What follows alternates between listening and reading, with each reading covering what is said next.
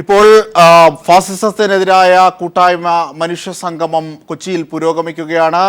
MA baby സംസാരിക്കുന്നു തത്സമയം. സുഹൃത്തുക്കളെ, ഇത് എല്ലാവർക്കും ഇടമുള്ള വേദിയാണ്. സഖാവ് ബേബി തുടരും.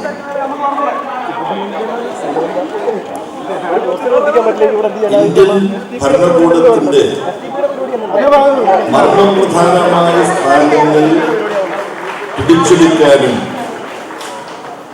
അവിടെ നുഴഞ്ഞു കയറാനും ശ്രമിക്കുന്ന സംഘപരിവാർ ഒരു തെരഞ്ഞെടുപ്പിൽ വലിയ ഭൂരിപക്ഷങ്ങളിലേക്കാണ് അധികാരത്തിലെത്തിയതെന്ന് നമുക്കറിയാം. സംഘപരിവാർ ശക്തികൾ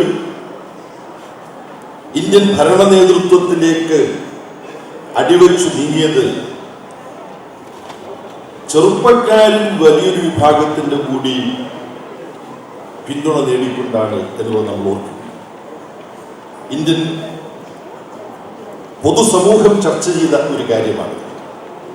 ഇവിടെ ശ്രീ ആനന്ദ് സൂചിപ്പിച്ചു, അദ്ദേഹം ഇതുപോലെ ഇതേ ലക്ഷ്യത്തോടു കൂടിയുള്ള ഒരു കൂട്ടായ്മയ്ക്ക് പങ്കെടുത്തപ്പോൾ അവിടുത്തെ സാന്നിധ്യം, അവിടുത്തെ ആളുകളുടെ പ്രാതിനിധ്യം പരിമിതമായിരുന്നു. അദ്ദേഹം പറഞ്ഞു, പലർക്കും ഇതിൽ താല്പര്യമില്ലായിരുന്നു. ഈ മനുഷ്യ സംഗമത്തിന്റെ സംഘാടകരെ ഓരോരുത്തരെയും ഞാൻ ആലിംഗനം ചെയ്യുകയാണ്. ചെറുപ്പക്കാരെ ഇത്തരത്തിൽ അനുവദിക്കുന്നു. ഫാസിസത്തിന്റെ ഭീഷണിയെ ചെറുക്കാനുള്ള പോരാട്ടത്തിൽ ആരാണോ സുസജ്ജരായി അണിനിരക്കേണ്ടത് അത് ചെറുപ്പക്കാരാണ്, എന്നെ പോലുള്ള വയസ്സന്മാരല്ല. പേര് ബേബി എന്നാണെങ്കിലും ആ ചെറുപ്പക്കാരെ അണിനിരത്താൻ ഇവിടുത്തെ സംഘാടകർ, ആ സംഘാടകർ എന്ന് പറഞ്ഞാൽ വലിയൊരു സമൂഹത്തിന്റെ പരിച്ഛേദമാണ്. അതിൽ പേപ്പർ ബോട്ടുണ്ട്, നവമലയാളിയുണ്ട്, തെരുവോലമുണ്ട്. ഞാൻ മുമ്പ് എനിക്ക് വലിയ പരിചിതമല്ല ഈ പേര്, അതുകൊണ്ടാണ് ഈ പറയുന്നത്. അപ്പോൾ നമുക്ക് അപരിചിതമായിരുന്ന സംഘടനകളും കൂട്ടായ്മകളും തെരുവോലങ്ങളിൽ ഒരുമിച്ച് ചേരുന്നു എന്ന വലിയൊരു സന്ദേശമാണ്. സ്വാതന്ത്ര്യം സംരക്ഷിക്കാൻ എന്തു സ്വപ്നം കാണണം, ഏത് പാട്ട് കേൾക്കണം, ഏത് പുസ്തകം വായിക്കണം, എന്തു ഭക്ഷണം കഴിക്കണം, എന്തു വസ്ത്രം ധരിക്കണം, എനിക്കെന്റെ കൂട്ടുകാരനും കൂട്ടുകാരിയുമായി കൈകോർത്ത് പിടിച്ചുകൊണ്ട് ഒരു പൊതു ഇടത്ത് നടക്കാൻ സ്വാതന്ത്ര്യമുണ്ടോ? ഇങ്ങനെയുള്ള ഓരോ ചോദ്യങ്ങൾക്കും ഉത്തരം കണ്ടെത്താനുള്ള മനുഷ്യന്റെ സ്വാതന്ത്ര്യവും ജന്മാവകാശവും അത് സംരക്ഷിക്കാൻ വേണ്ടി കൂടിയുള്ള ഒരു മനുഷ്യ സംഗമമാണ്, പോരാട്ടത്തിന് വേണ്ടിയുള്ള സംഗമമാണ്. ഈ സംഗമം തന്നെ ഒരു പോരാട്ടമാണ് എന്നാണ് ഏറ്റവും പ്രധാനപ്പെട്ട കാര്യം.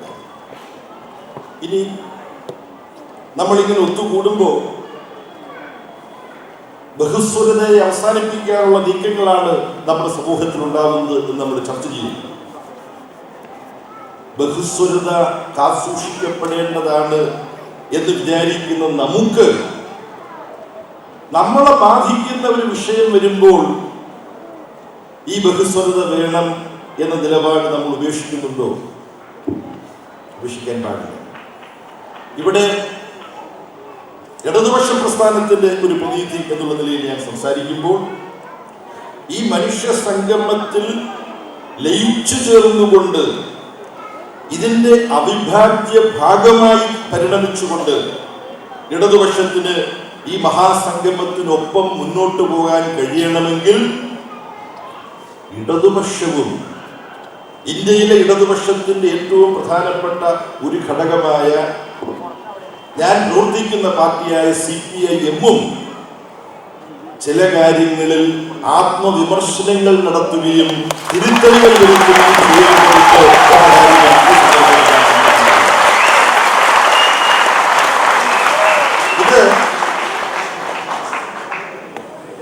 ഇത് ഈ വേദി എന്ന് തിരിച്ചറിഞ്ഞുകൊണ്ട് ഞാൻ പറയുന്ന ഒരു അഭിപ്രായമല്ല. ഇടതുപക്ഷത്തിൻ്റെതു മാത്രമായിട്ടുള്ള വേദികൾ ആ വേദികളിൽ പറഞ്ഞിട്ടുള്ളതാണ്. ഇത് ഞാൻ മാത്രം പറയും, ഇടതുപക്ഷത്തിൽ ഞാൻ മാത്രം പറയുന്ന കാര്യമല്ല, അങ്ങനെ ചിലർ ചിത്രീകരിക്കുന്നു. CPIM-ന്റെ അടുത്ത നാളുകൾ വരെ ജനറൽ സെക്രട്ടറിയുടെ ചുമതല വഹിച്ചിട്ടുള്ള സഖാവ് പ്രകാശ് കാരാട്ട് ഇക്കാര്യങ്ങൾ അതെല്ലാം ഞാൻ ഇവിടെ വിവരിക്കുന്നു. ഈ സ്വയംവിമർശനം നടത്തണം എന്ന് പറയുമ്പോൾ അത് വെറും ഒരു ആശയതലത്തിൽ വെച്ചുകൊണ്ട് മാത്രമല്ല, പ്രായോഗികമായി എവിടൊക്കെയാണ് തെറ്റുപറ്റിയത് എന്ന് തിരിച്ചറിഞ്ഞുകൊണ്ട് തുറന്ന് സമ്മതിക്കേണ്ടതുണ്ട്. അതിനൊന്ന് മാത്രം ഞാൻ പറയാം, ആ ഒന്ന് സാർവദേശീയമായ ഒരു ദുരന്താനുഭവമാണ്. ഞാൻ പ്രതിനിധാനം ചെയ്യുന്ന പ്രത്യയശാസ്ത്രത്തിന്റെ പ്രചോദനത്തിൽ പ്രവർത്തിക്കുന്നു എന്ന് അവകാശപ്പെട്ട കംബോഡിയയിലെ ഗവൺമെന്റ്, പോൾ പോട്ടിന്റെ നേതൃത്വത്തിലുള്ള ഗവൺമെന്റ്, ആ ഗവൺമെന്റ് കംബോഡിയയിൽ ചെയ്ത കുറെ പ്രവൃത്തികൾ കമ്മ്യൂണിസ്റ്റ് ആശയത്തിന്റെ ശത്രുക്കളെ മാത്രം സന്തോഷിപ്പിക്കുന്ന മഹാപാതകങ്ങളാണ് പോൾ പോട്ടിന്റെ നേതൃത്വത്തിൽ കംബോഡിയയിൽ നടന്നത് എന്ന് ഈ സന്ദർഭത്തിൽ ഞാൻ സ്വയം വിമർശനപരമായി ഏറ്റുപറയുക. ഇവിടെ ഒത്തുകൂടിയിട്ടുള്ളവർ വ്യത്യസ്ത വീക്ഷണങ്ങളും നിലപാടുകളും ഉള്ളവരാണ്. ആ വ്യത്യസ്ത വീക്ഷണങ്ങളും നിലപാടുകളും ഉള്ളപ്പോൾ തന്നെ